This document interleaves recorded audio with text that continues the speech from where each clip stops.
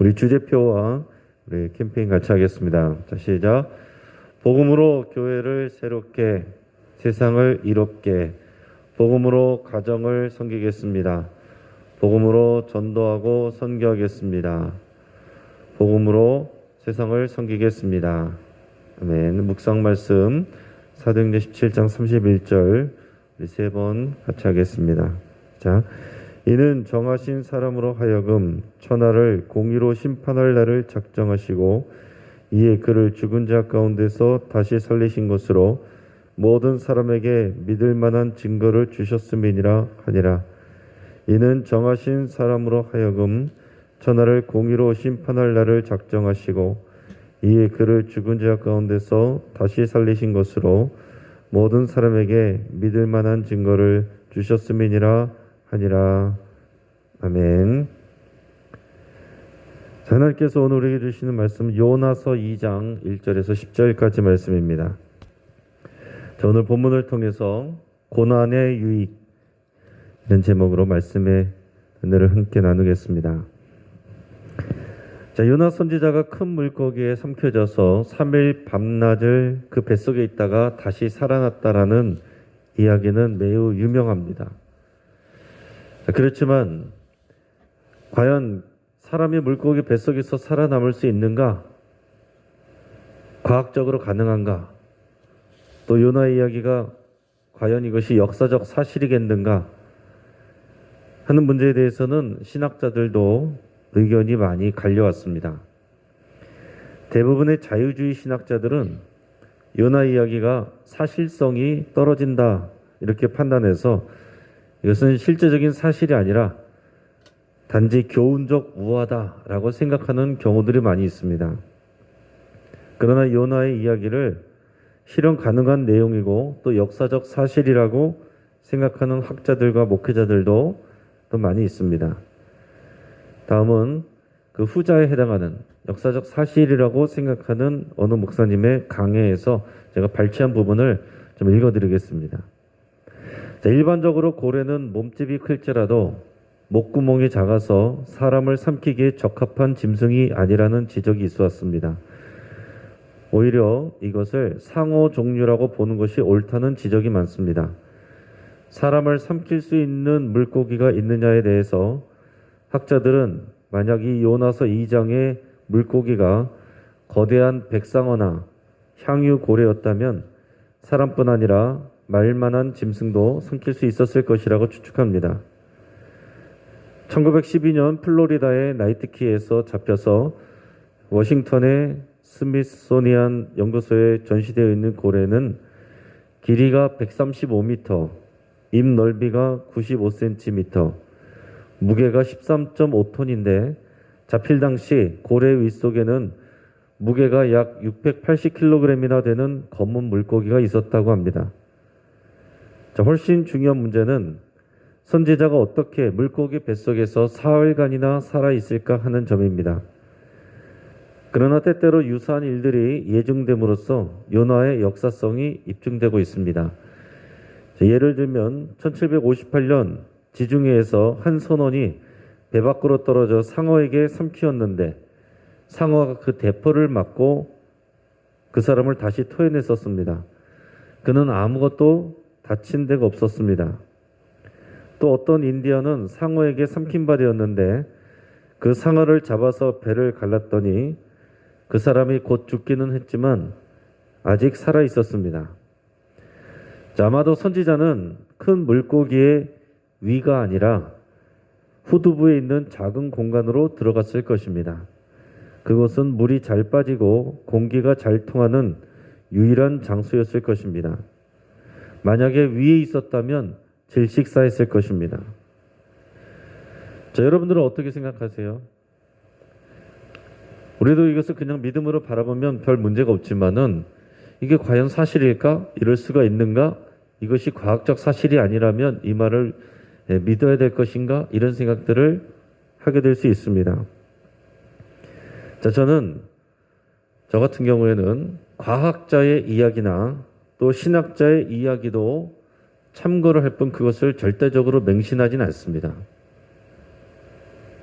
중요한 것은 예수님께서 이 요나의 이야기를 인용하셨다는 것이고, 그것은 예수님 십자가와 부활을 예표하는 중요한 내용이었다는 사실입니다. 자, 마태복음 16장 1절에서 4절까지의 말씀을 제가 한번 읽어드릴게요. 바리새인과 사두개인들이 와서 예수를 시험하여 하늘로부터 오는 표적 보이기를 청하니, 예수께서 대답하여 이르시되 너희가 저녁에 하늘이 붉으면 날이 좋겠다 하고 아침에 하늘이 붉고 흐리면 오늘은 날이 굳겠다 하나니, 너희가 날씨는 분별할 줄 알면서 시대의 표적은 분별할 수 없느냐? 악하고 음란한 세대가 표적을 구하나 요나의 표적밖에는 보여줄 표적이 없느니라 하시고 그들을 떠나 가시니라. 자, 예수님이 중요하게 생각하시고 인용하셨다면 저는 충분하다고 생각을 합니다. 과학적으로 입증하려는 것은 과학자의 몫이고, 역사적으로 증명하는 것은 역사학자나 고고학자나 신학자가 하면 될 일입니다. 보다 중요한 것은 뭐냐면 오늘 본문의 말씀을 통해서 하나님께서 오늘 저와 여러분들에게 무슨 말씀을 하시는지 우리가 듣는 것입니다. 그 믿음을 가지고 여러분 들으실 수 있기를 바랍니다. 오늘 본문 말씀 1절, 2절 우리 같이 읽도록 하겠습니다. 요나가 물고기 뱃속에서 하나님 여호와께 기도하여 이르되 내가 받는 고난으로 말미암아 여호와께 불러 아뢰었더니 주께서 내게 대답하셨고 내가 수월의 뱃속에서 부르짖었더니 주께서 내 음성을 들으셨나이다. 아멘. 자, 요나는 물고기 뱃속에서 하나님께 기도합니다. 선지자인데 죽을 위기 앞에서야 비로소 기도하기 시작하고 있어요. 만약 이러한 죽음이라는 극단적인 상황과 고난이 아니었다면 그는 아마 끝까지 기도하지 않았을 것입니다. 여러분, 우리가 생각해 보면 하나님께서 고난을 통해 당신의 백성과 종이 기도하게 만드실 수 있다면 어찌 고난 주시기를 마다하시겠어요? 우리 입장 바꿔서 생각을 해봐도, 우리가 자녀를 키워봐도 오냐 하고 칭찬만 해줘가지고 잘 되면 좋지만 안 그런 경우들이 얼마나 많습니까? 매를 들지 않고는 바른 길로 가지 않고 엉뚱한 길로 세워가는 일들이 많이 있는데, 그럴 때 당연히 매를 들지 않겠습니까? 자, 오늘 본문의 2절은 요나의 이 기도의 핵심적인 내용이에요. 고난으로 말미암아 여호와께 불러 아뢰었더니 주께서 내게 대답하셨고 내가 스올의 뱃속에서 부르짖었더니 주께서 내 음성을 들으셨나이다. 아멘. 자, 스올은 죽음의 장소를 말합니다. 사람이 죽으면은 내려간다는 그런 지하 세계를 스올이라고 그 당시 사람들이 그렇게 얘기를 했어요. 지금 요나에게는 이 큰 물고기의 뱃속이 스올입니다. 여러분, 우리에게도 마찬가지예요. 지금 내가 죽을 것 같고 힘든 그 상황과 장소가 곧 우리에게 스올이라고 표현될 수가 있는 것입니다. 자, 요나는 고난 때문에 지금 스올의 뱃속에서 하나님께 부르짖었습니다. 버티고 버티다가 막다른 곳에서 하나님께 부르짖는 것이지만 중요한 것은 하나님은 그런 기도라도 듣기를 기뻐하신다라는 사실입니다. 이것은 우리에게 크나큰 소망이 되는 거예요.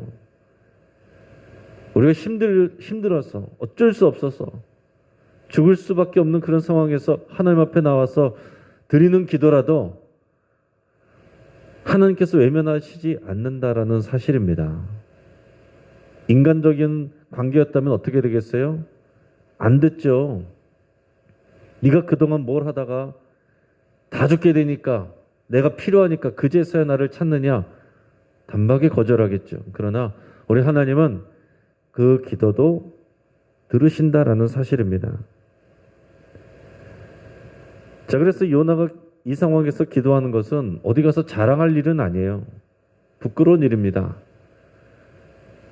기도하지 않고 자기 뜻대로 자기 생각대로 마음대로 행동하다가 죽을 수밖에 없는, 죽게 생겨있는 그런 상황이 돼서야 비로소 기도를 하게 되었다라는 것 자랑할 이야기가 아니죠.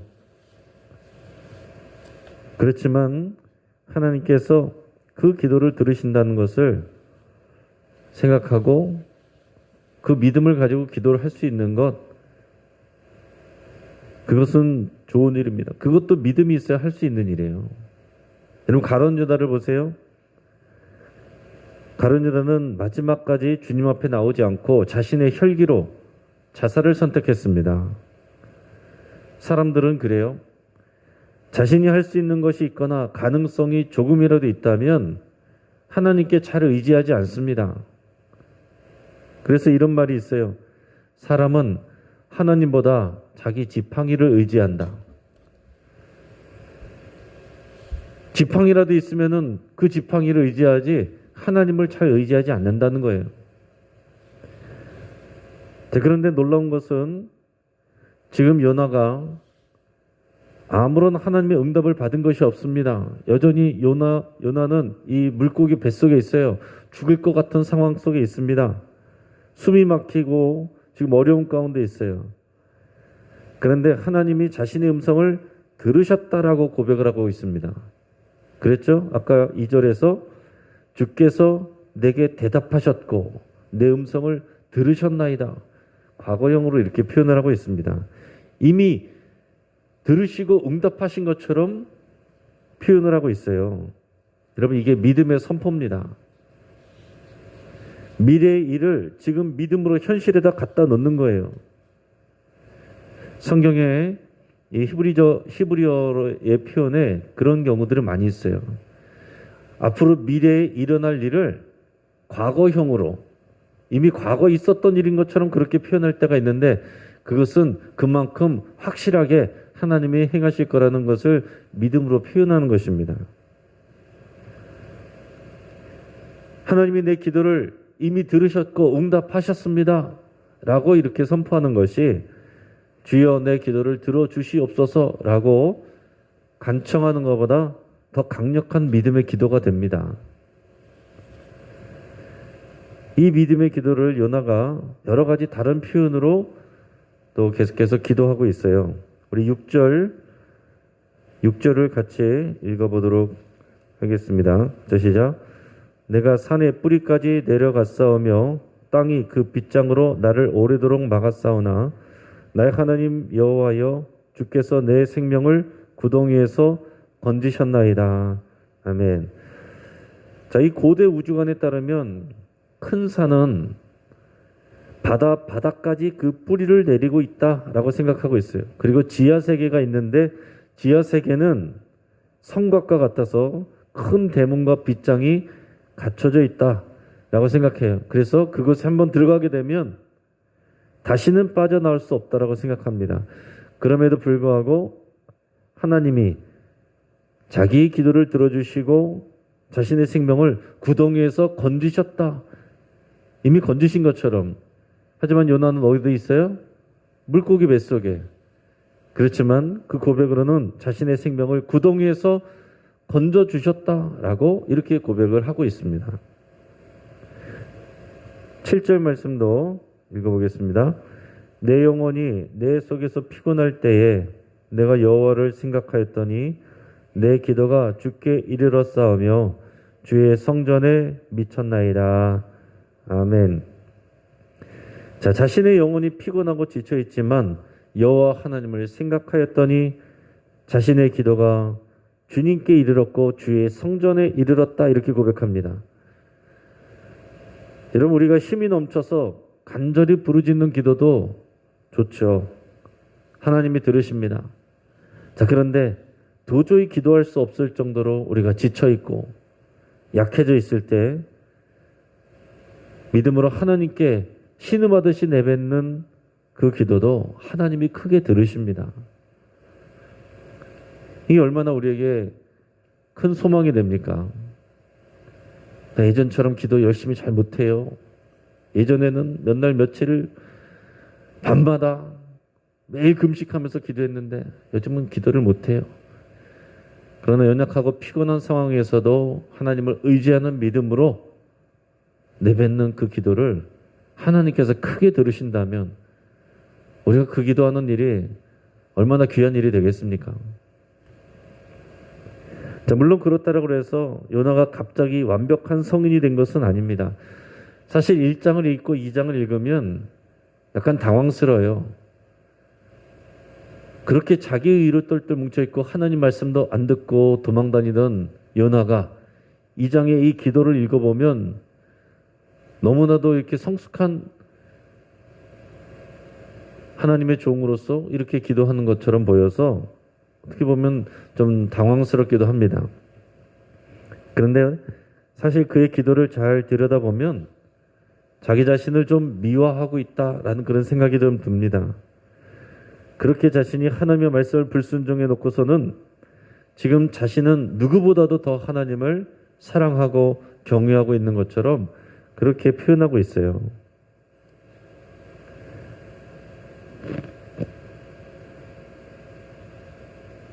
자, 오늘 말씀 가운데서 또 표현한 것들을 보면 4절 말씀을 읽어보겠습니다. 자, 시작. 내가 말하기를 내가 주의 목전에서 쫓겨났을지라도 다시 주의 성전을 바라보겠다 하였나이다. 자, 이 말씀을 보시면 하나님이 자기를 쫓아냈다. 그런데 내가 주의 성전을 바라보겠다. 이렇게 고백하고 있어요. 그런데 실상은 어떻습니까? 자기가 도망갔죠. 하나님이 쫓아내신 것이 아니라 본인이 도망갔어요.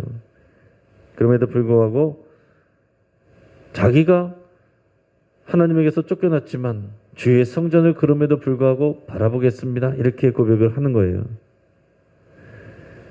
그럼에도 불구하고 우리 하나님은 주의 성전을 바라보겠나이다. 이 고백을 기뻐하시는 거예요. 들으시는 것입니다. 우리 8절 9절 말씀 같이 읽겠습니다.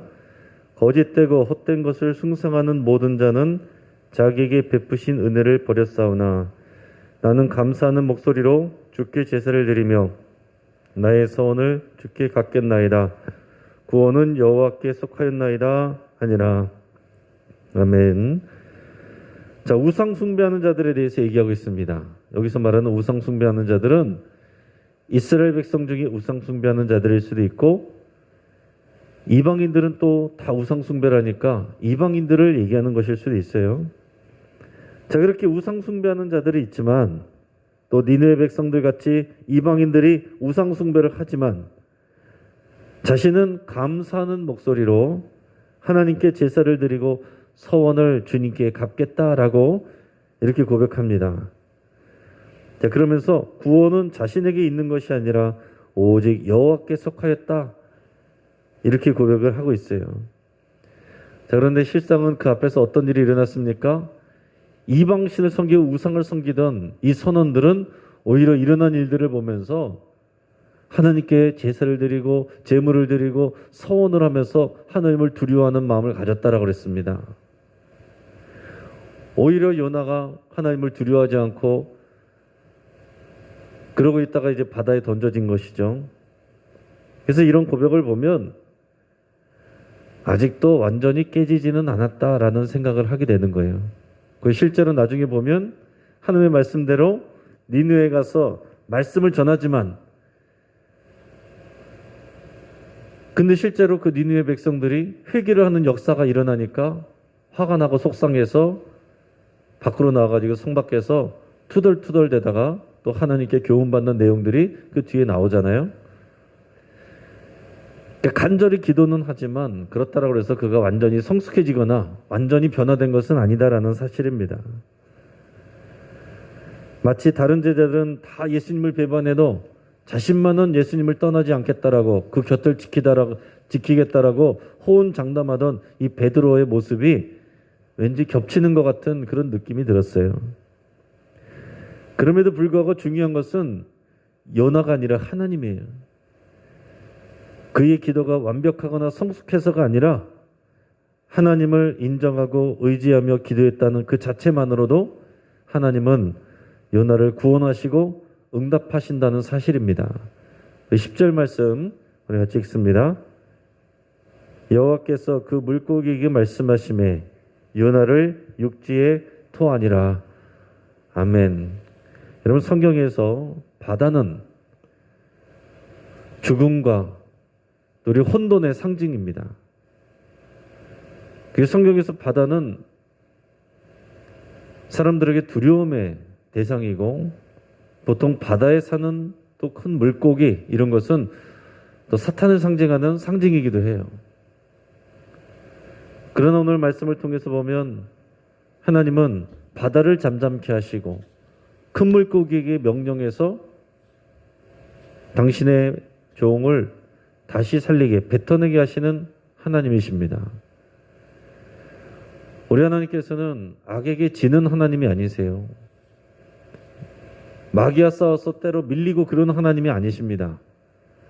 사탄과 마귀도 죽음의 권세까지도 하나님의 능력과 손안에 있어요.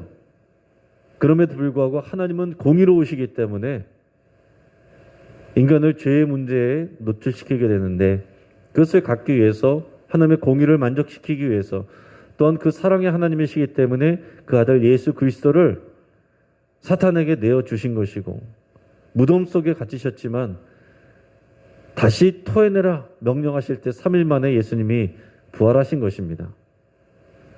우리 삶 가운데 어떤 어려움도, 어떤 죽을 것 같은 이 수월 같은 뱃속에 있을지라도 우리가 하나님 앞에 기도할 때, 하나님을 의지하고 하나님께 집중할 때 하나님이 명령하시면 우리가 구원받습니다. 이제 말씀을 정리하겠습니다. 하나님은 우리가 고난받는 것을 즐거워하시는 것이 아니라 이 고난을 통해서 하나님을 생각하게 하고 집중하게 하고 의지하게 하는 것, 또 기도하게 되는 것, 이것을 기뻐하십니다. 사람들은 하나님보다 자기 지팡이를 더 의지해요. 그러나 자신이 감당할 수 없는 고난을 겪게 되면 기본적으로 믿음이 있는 사람은 하나님 앞에 기도하게 됩니다. 그것이 고난의 유익입니다. 요나는 고난 중에서 기도하지만 그러나 아직 여전히 미성숙합니다. 자신을 포장하고 자기 의가 아직도 남아 있어요. 그럼에도 불구하고 하나님은 그의 기도를 들으시고 응답을 하십니다. 하나님은 우리가 기도 응답을 바라는 것보다 더 간절하게 우리의 기도를 들으시고 응답해 주시기를 원하십니다. 여러분, 우리의 기도 생활은 어떻습니까? 우리가 지금 고난 중에 있다면 하나님께 간절히 부르짖으시기를 바랍니다. 우리 영혼이 피곤하고 지쳐 있다면 신음하듯이 내뱉는 그 기도도 우리 하나님께서 크게 들으신다는 믿음을 가지시기 바랍니다. 우리가 평안하다면 감사함으로 하나님의 은혜를 선포하고 찬양하시기를 축복합니다. 기도하겠습니다. 이 말씀을 붙잡고 함께 기도할 때 내가 해결할 수 없는 문제와 고난은 하나님의 영역인 것을 고백하고 하나님께 집중하기로 결단할 수 있길 바랍니다. 문제를 붙들고 너무 끙끙 앓지 마세요. 그것을 하나님의 손에 맡겨드리길 바랍니다. 내가 노력해서 바꿀 수 없는 것을 내가 그것을 때문에 붙잡고 근심하고 걱정하고 염려하고, 그것은 믿음의 행동이 아닙니다. 주님께 맡겨버리고 주님이 주시는 평안을 누리기로 여러분 결단하시길 바랍니다. 우리 하나님보다 내가 더 많이 의지하는 것들, 그것이 무엇인지 성령님께서 깨닫게 하시는 대로 주님 앞에 내려놓는다고 여러분 선포하시길 바랍니다. 사람일 수도 있고 능력일 수도 있고 지식일 수도 있고 재정일 수도 있고 건강일 수도 있고 권력일 수도 있습니다. 내가 하나님보다 의지하는 것은 그 어떤 것이라도 다 주님 손에 맡긴다고 주의 십자가를 못 박는다고 여러분 고백하시길 바랍니다. 나의 기도가 더 간절해지기를 결단하고 여러분 성령이 도우심을 구할 수 있길 바랍니다. 나의 기도가 더 깊어지고 성숙해지고 뜨거워지기를 여러분 그렇게 간절히 기도하시길 바랍니다. 우리 가정을 위해서 기도할 때 니느웨 백성 같은 우리의 가족들이 있다면 그들의 구원을 위해서 간절히 기도할 수 있길 바랍니다. 니느웨 백성들도 이 이방인들도 우상 숭배하던 자들도 연호의 선포를 듣고 회개하는 역사가 일어났습니다. 우리 가족들을 위해서 포기하지 않고 기도하시기 바랍니다. 하늘을 위해서 기도할 때 우리 김관호 집사님 위해서 여러분 집중적으로 또 기도해 주시길 바랍니다. 지금 중환자실에서 인공호흡기 끼고 계신데 오늘 중으로 인공호흡기를 뺄 예정이라고 합니다. 그 이후에 연명치료는 받지 않기로 이렇게 결정을 하셨기 때문에 어려운 상황이 생길 수도 있는 상황입니다. 여러분 위해서 같이 기도해 주시고 그 가족들을 위해서 기도해 주시고 그의 모든 환우들을 위해서 함께 기도하겠습니다. 오늘 금요기도회를 위해서 같이 기도하시고 또 6월에 있을 우리 지방선거를 위해서 믿음의 일꾼들과 선한 일꾼들이 세워지기를 위해 우리 간절히 기도하겠습니다. 우리 주여 한번 부르짖고 합심해서 우리 함께 기도하겠습니다. 주여